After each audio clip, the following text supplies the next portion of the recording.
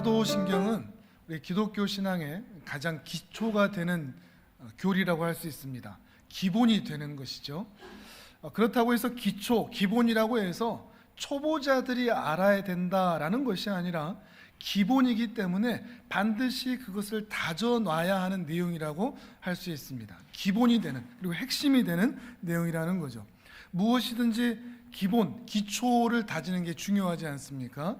그만큼 이 사도신경의 이 기본적인 내용들을 알면 알수록 기독교 신앙에 있어서도 그 기본을 탄탄히 쌓을 수가 있습니다.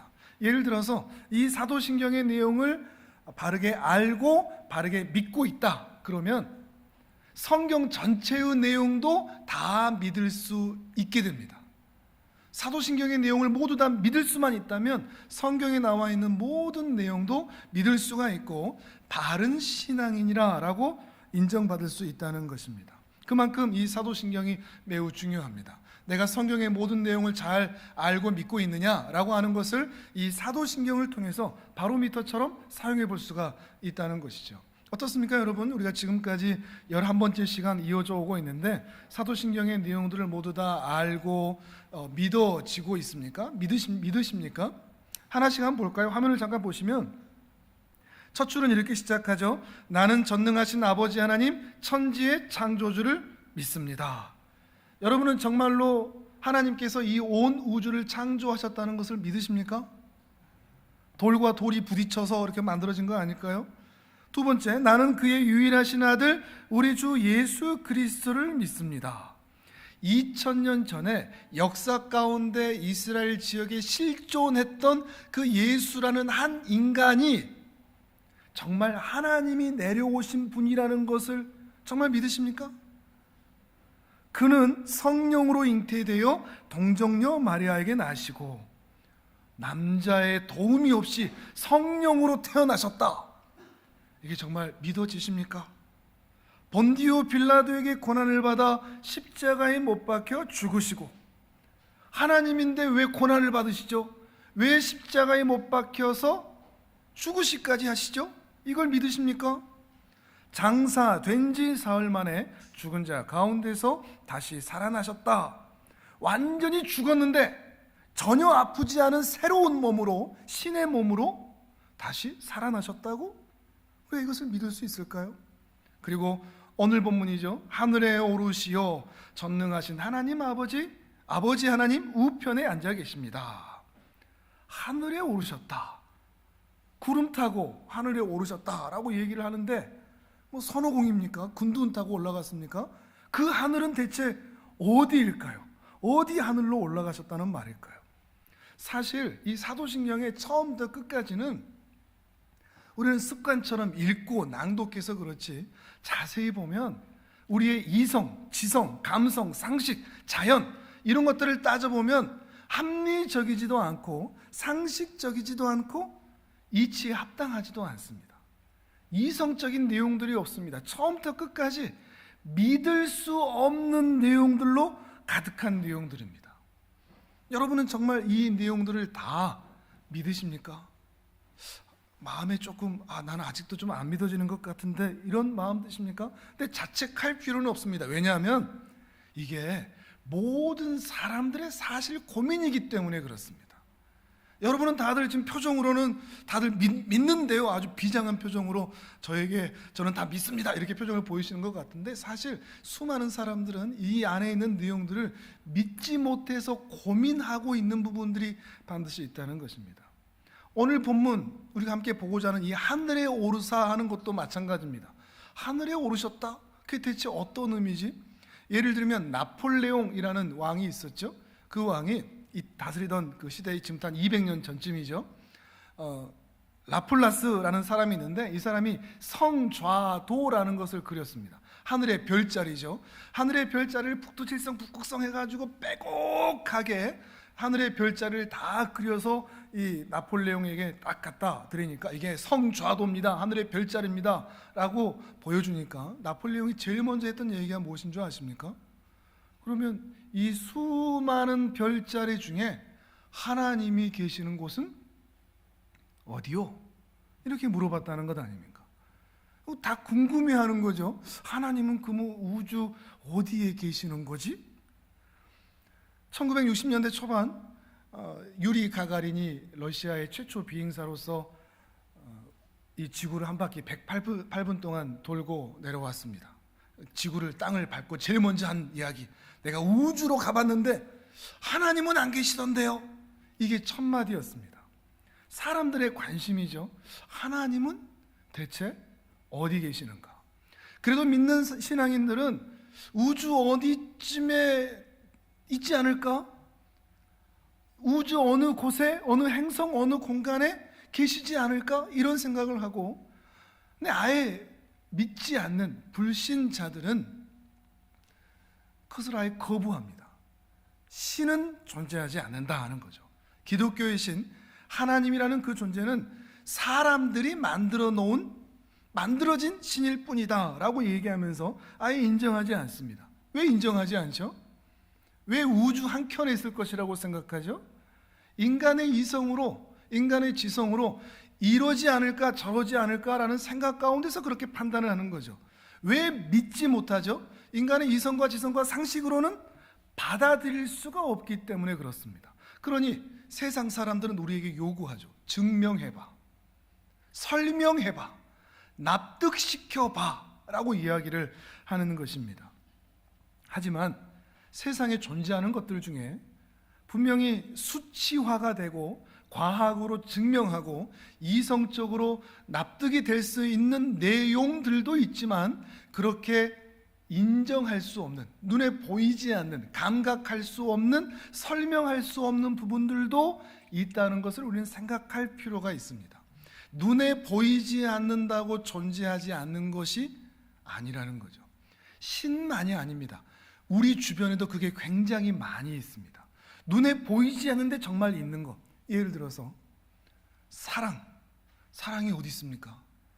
사랑하는 마음, 그 마음이 우리 인체 어디에 있죠? 뇌에 있습니까? 심장에 있을까요? 그 마음의 처소가 어디입니까?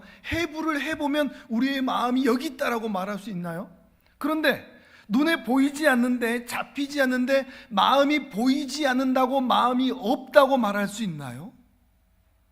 하나님께서는 하나님의 존재뿐만 아니라 실제로 우리의 삶의 현장에서도 분명히 존재하는데 볼 수 없는 것, 설명할 수 없는 것, 증명할 수 없는 것, 수치화할 수 없는 것이 실제로 존재하게 하셨습니다. 여러분의 자녀 사랑 또는 배우자 사랑은 몇 킬로쯤 됩니까? 그걸 무게로 잴 수 있습니까? 수치화할 수 있습니까? 실제로도 그렇죠. 공기 눈에 보이십니까? 잡힙니까? 그런데 공기가 없다고 얘기하는 사람이 없죠. 그냥 베트남에서 왔는데, 베트남 내 눈에 지금 안 보인다고, 내가 가본 적이 없다고, 베트남이 내가 만질 수 없으니까, 가본 적이 없으니까 없다고 얘기할 수 있습니까? 우리 사람들의 특성이 뭐냐? 잡혀야 된다는 겁니다. 보여야 한다는 것입니다.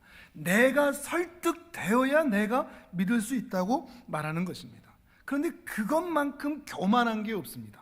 한 치 앞도 내다보지 못하는 이 용량 딸리는 이 머리로 우리가 대체 무엇을 제대로 알고 무엇을 제대로 판단하고 확인할 수 있다는 말입니까?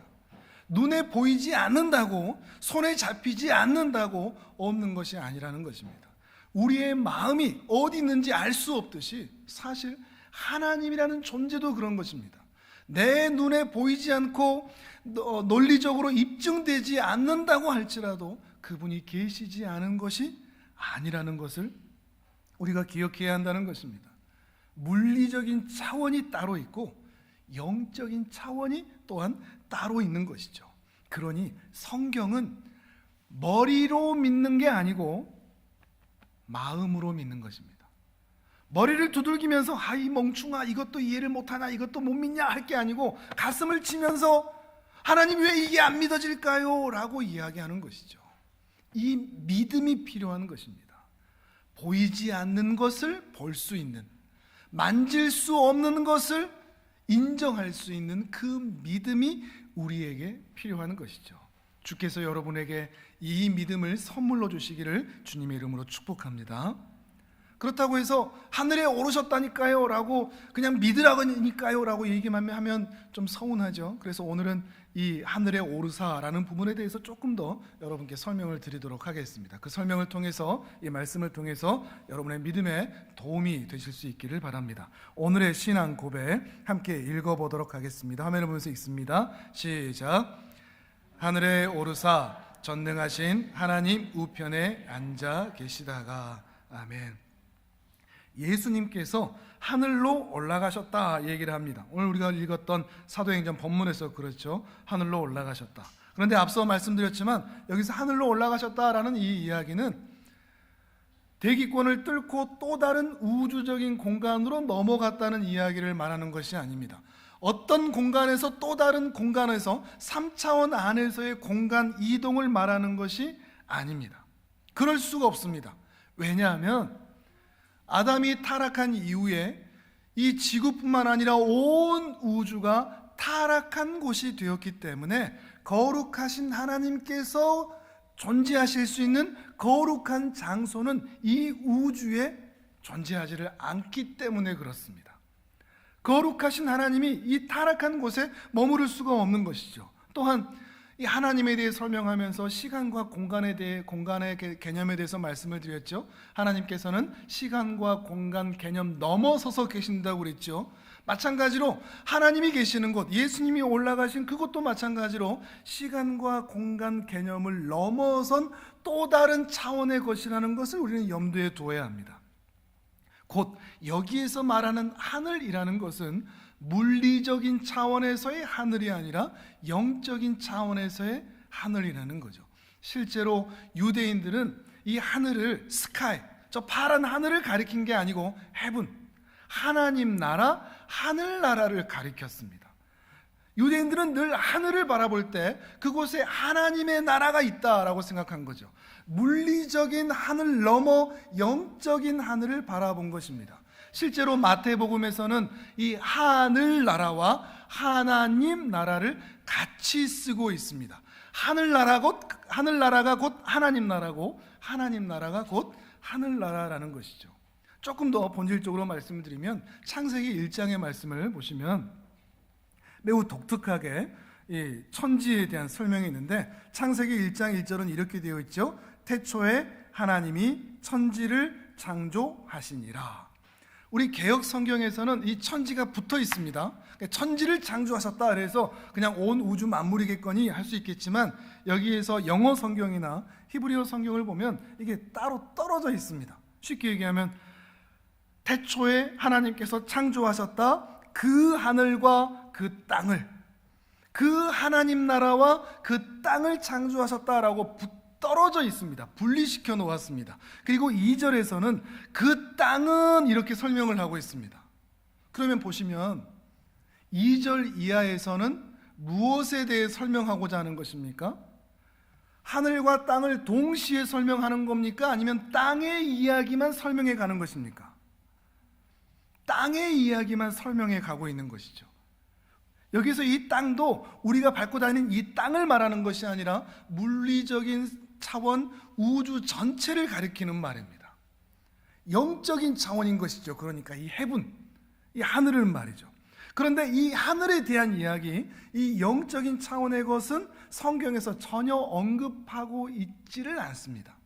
그리고 이 영적인 차원의 세계, 이 헤븐도 본래부터 존재하던 것이 아니라 하나님께서 세상을 창조하실 때 천사들이 있던 공간으로 별도로 만들어 놓으신 것이죠. 그런데 이 하늘이 어떤 곳인지는 이 성경에서 전혀 언급하고 있지를 않습니다. 침묵하고 있습니다.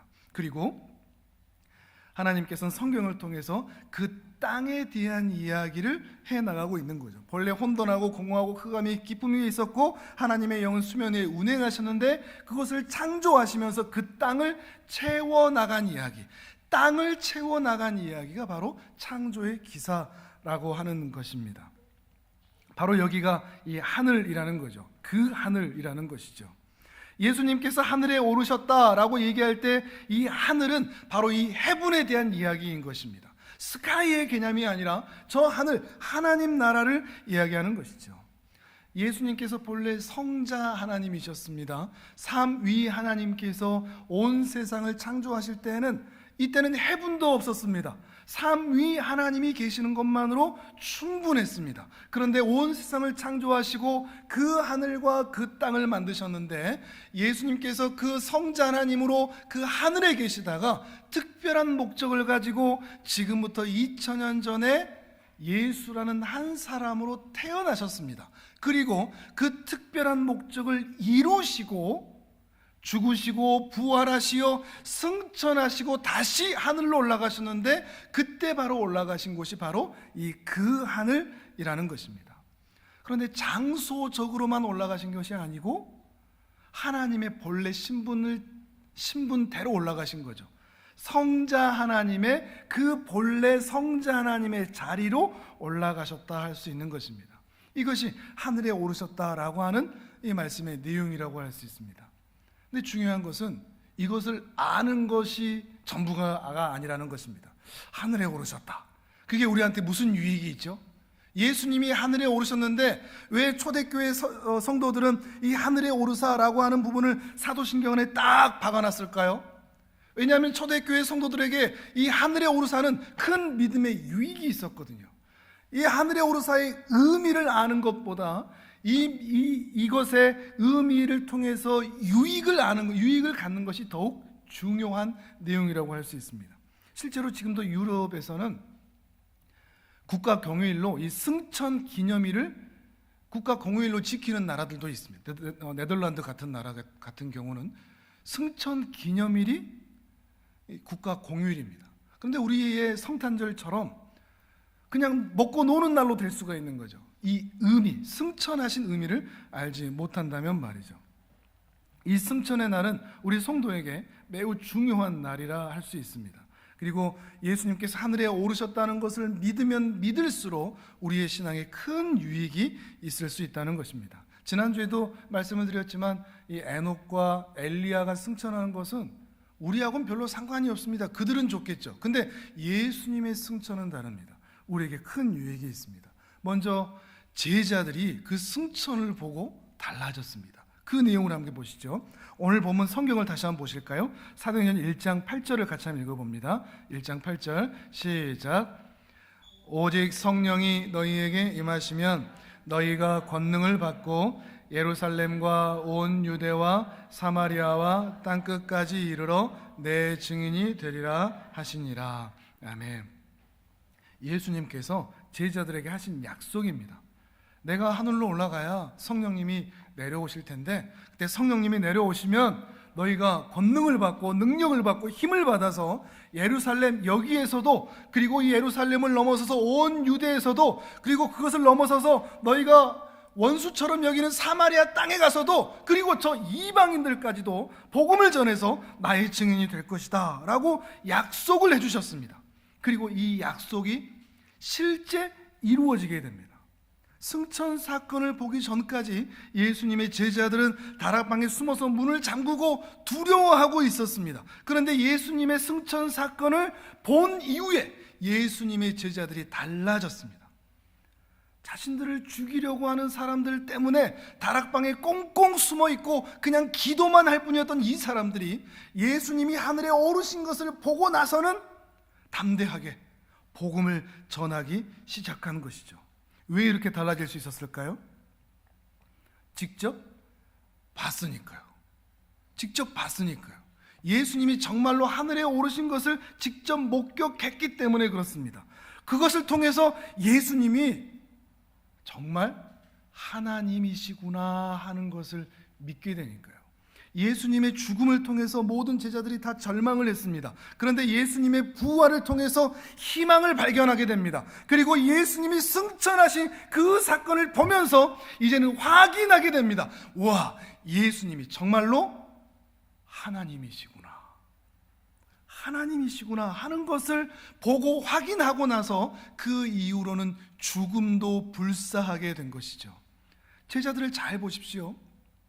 제자들이 만약에 지금까지 있었던 모든 내용들이 조작된, 제자들이 조작한 내용이라고 생각한다면 사이비 종교 하나 만들어서 우리 명예를, 돈을 한번 얻어보고 인정을 좀 받아볼까, 이런 거였다라고 한다면 죽음 앞에서는 그것을 이어갈 수 없습니다. 아무리 사이비 종교를 만든다고 할지라도 죽여버린다 그러면은 그냥 다 이전에 했던 모든 말들이 다 거짓말이라고 할 것입니다. 그런데 이 제자들의 특징은 무엇인가 하면, 예수님의 부활과 승천을 직접 목격했던 제자들의 특징은 그 죽음 가운데서도, 죽음의 위협 가운데서도, 목에 칼이 들어오는데도 예수님 부활하셨어요, 예수님 하늘에 오르셨어요 라고 말할 수밖에 없었던 거죠. 왜요?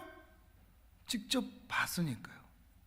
예수님이 그냥 우리 친구쯤 되고 위대한 성인 정도 된다고 그러면, 그래도 예수님을 좀 쉽게 본다고 하면 죽음 앞에서는 그냥 목숨이 중요하니까 그 신앙의 간증을 하지 않을 수도 있습니다. 그런데 그 예수님이 하나님이신데, 그 하나님께서 부활하신 것을 직접 봤기 때문에 사람들 앞에서 그 목숨의 위협 가운데서도 거짓말을 하고, 나는 못 봤다, 예수님에 대한 모든 이야기는 거짓이다 라고 말할 수가 없었던 것이죠.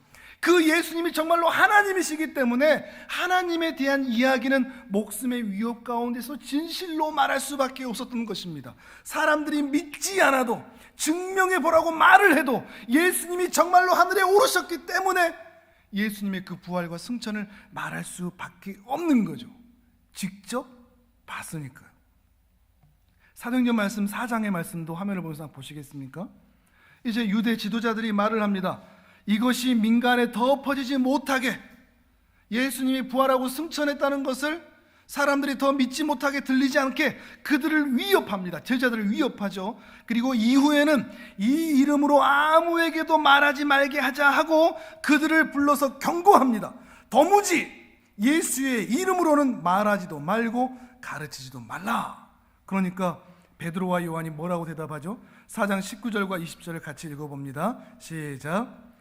베드로와 요한이 대답하여 이르되, 하나님 앞에서 너희의 말을 듣는 것이 하나님의 말씀을 듣는 것보다 옳은가 판단하라. 우리는 보고 들은 것을 말하지 아니할 수 없다 하니. 아멘. 너희의 말, 이건 아무것도 아니다. 하나님의 말, 이게 더 중요하다. 그러니까 너희가 우리를 죽이려고 해도 우리는 하나님 앞에서 진실을 말할 수밖에 없다. 우리는 우리가 보고 들은 것, 예수의 부활과 승천을 말하지 않을 수가 없다. 그러면서 죽음도 불사하고 그 앞에서 당당하게 예수 그리스도를 전파했던 것입니다. 왜요? 봤으니까요. 예수님이 정말로 하늘에 오르셨으니까요. 그럼 우리는 어떻게 해야 되죠? 우리도 예수님이 오르신 것을 봐야 됩니까? 우리는 다만 예수님이 하늘에 오르신 것을 볼 수는 없습니다. 제자들과 같은 경험을 할 수는 없습니다. 그런데 그 제자들이 한 말, 성경을 통해서 예수님이 하늘에 오르셔서 지금 무엇을 하고 계시는 것을 믿을 수만 있다면 우리도 제자들과 동일한 믿음을 가질 수가 있습니다. 뭐라고 얘기하느냐? 예수님이 지금 하늘에서 뭘 하고 계시느냐? 뭘 하고 계실까요? 지금 2000년이 지났는데 우리의 처소를 마련한다고 하셨으니까 황금으로 된 집 짓고 길 닦고 계실까요? 제자들은 이렇게 얘기합니다. 성경은 예수님이 우리의 대언자시라고 얘기를 합니다. 로마서 8장 34절을 우리 화면을 보면서 같이 읽어봅니다. 시작. 누가 정죄하리요? 죽으실 뿐 아니라 다시 살아나신 이는 그리스도 예수시니 그는 하나님 우편에 계신 자요 우리를 위하여 간구하시는 자신이라. 아멘. 사도 바울은 분명하게 얘기합니다. 그가 지금 하나님 우편에 앉아 계시는데 우리를 위해서 기도하고 계셔. 나를 위해서 기도하고 계셔. 교회를 위해서 기도하고 계셔. 이렇게 얘기하고 있는 것입니다. 하나님 아버지 가장 가까운 곳에서, 바로 앞에서 우리를 위해서 기도하고 있다는 거죠. 여러분 주위에 누군가가 여러분에게 나 당신을 위해서 기도하고 있어요, 이런 말 들으면 힘이 납니까? 안 납니까? 힘이 나죠. 그런데 그렇게 이야기해 주는 분이 정말 믿음이 좋고 신실하고 정말 괜찮은 분이 거룩한 모습으로 살아가는 그런 분이 이야기를 해준다 그러면 더 힘이 납니다. 그런데 예수님이 하나님 아버지 바로 앞에서 우리 기도를 해주신다. 얼마나 힘이 되겠습니까? 우리가 이 모양인데, 우리가 이렇게 살아가고 있는데 예수님께서 우리 이름 하나하나 불러가시면서 그 아버지께 모든 것을 아뢰고 계신다. 우리가 이 땅에서 기도할 때마다 확신할 수 있는 근거가 바로 여기 있습니다. 내가 기도할 때 정신을 바짝 모으고 힘을 딱 주고 땀도 좀 나야 되고 방언도 좀 해야 되고, 그래야 우리의 기도가 응답되는 게 아니고, 내가 기도하고 말하기만 하면 하나님 보좌 바로 앞에서 예수님께서 대언하여 우리를 위해 간구하시기 때문에 우리의 기도가 힘이 있는 것입니다.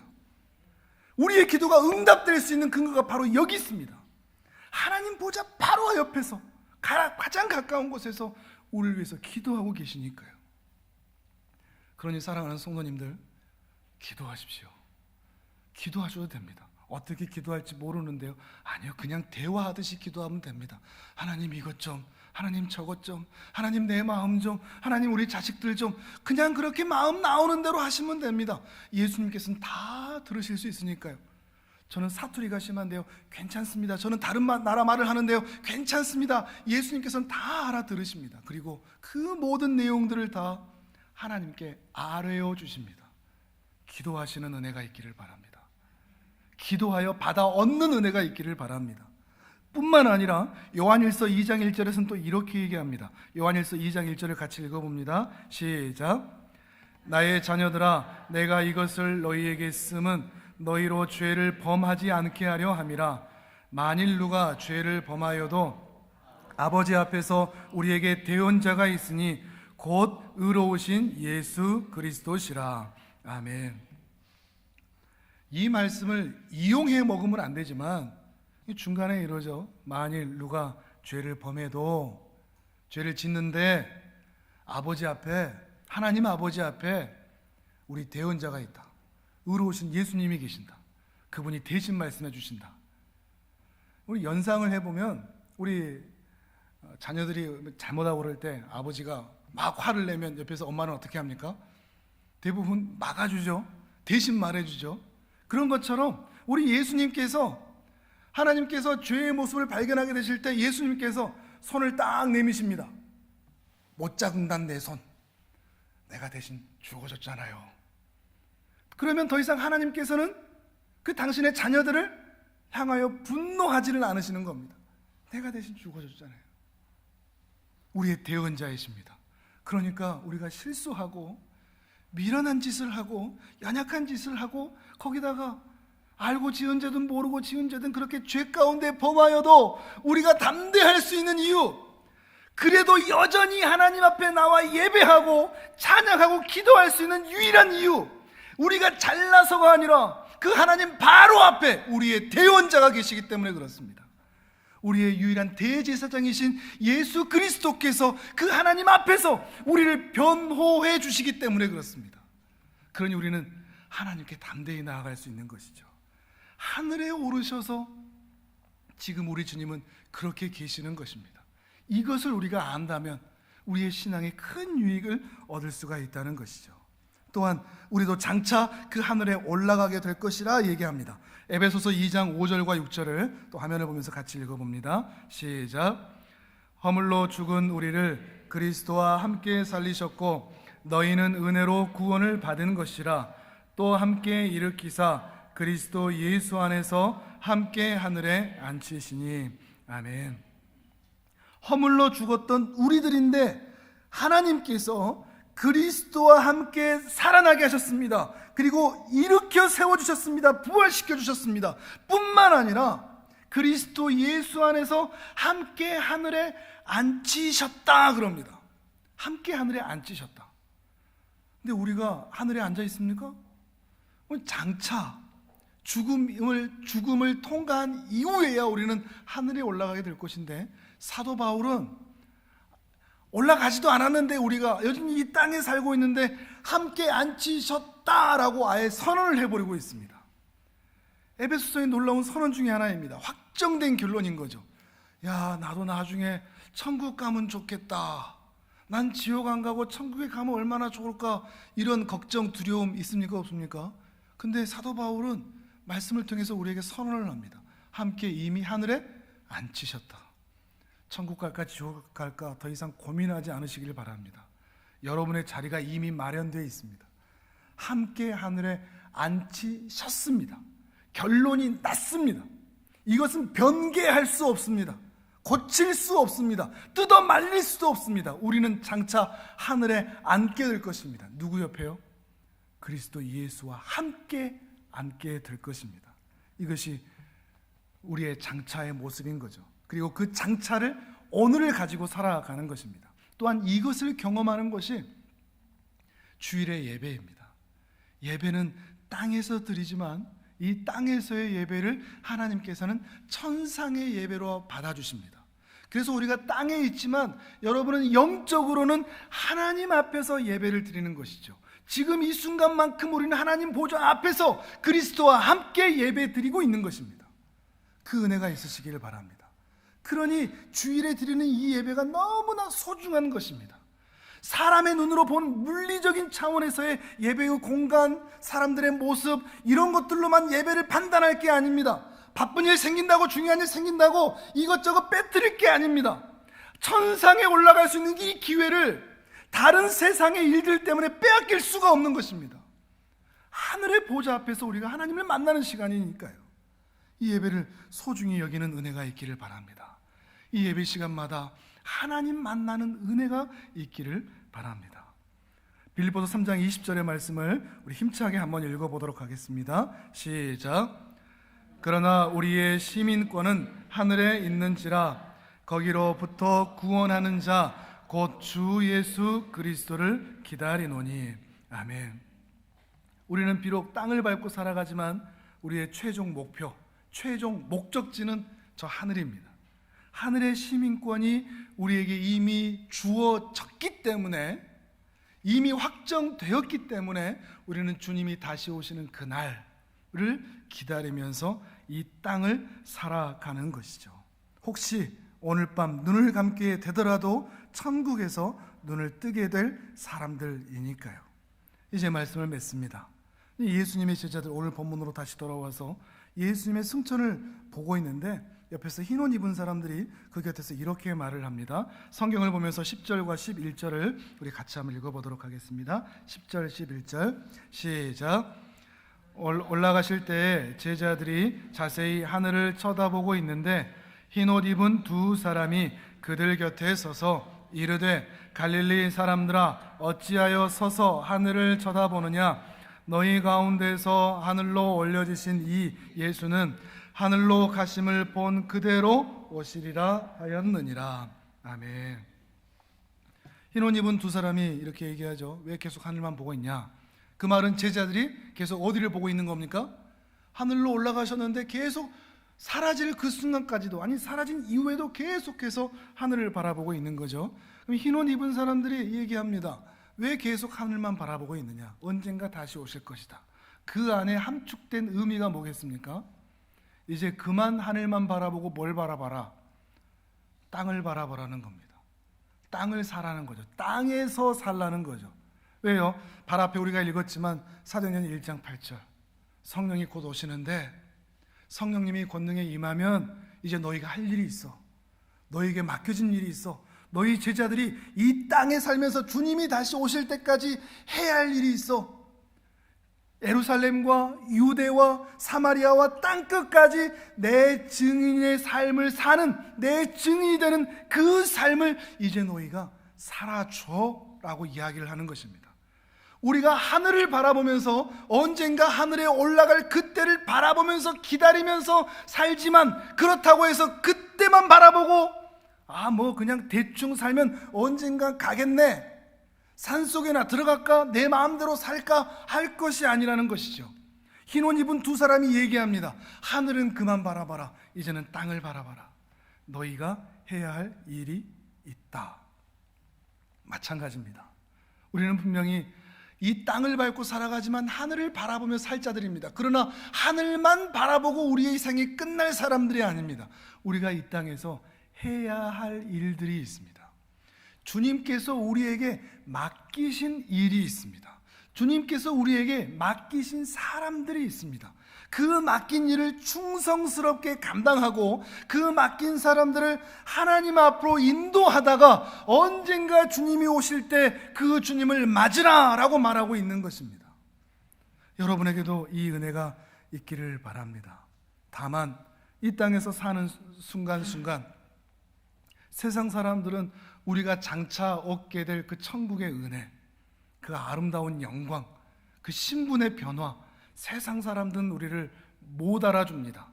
그것 때문에 우리를 힘들게 하고 상처를 받는 일이 생기기도 하고 고난을 받는 일도 분명히 있습니다. 그런 순간 가운데 우리는 더욱 하나님을 바라보며 사는 하나님의 제자의 삶, 예수님의 제자의 삶을 사는 것이죠. 뭐 하나 잘 됐다고 박수치면서 아 좋아하다 좋다 할 것도 아니고 뭐 하나 못했다고 가슴 치면서 아 왜 이러냐 할 것도 아닙니다. 일희일비 할 것이 아닙니다. 우리는 그 나라를 향하여 걸어가는 삶 가운데서 우리가 살아가야 할 삶의 현장에서 부르심 가운데 순종하며 충성하며 살다가 이런 일도 만나고 저런 일도 만나고 이런 산도 넘어가고 저런 계곡도 지나가다가 언젠가 주님 만날 그 천국문 앞에서 주님과 함께 만날 그 순간을 기다리며 믿음의 길을 걸어가는 것입니다.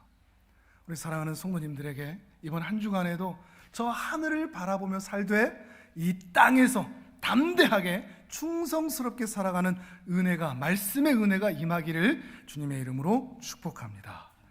아멘.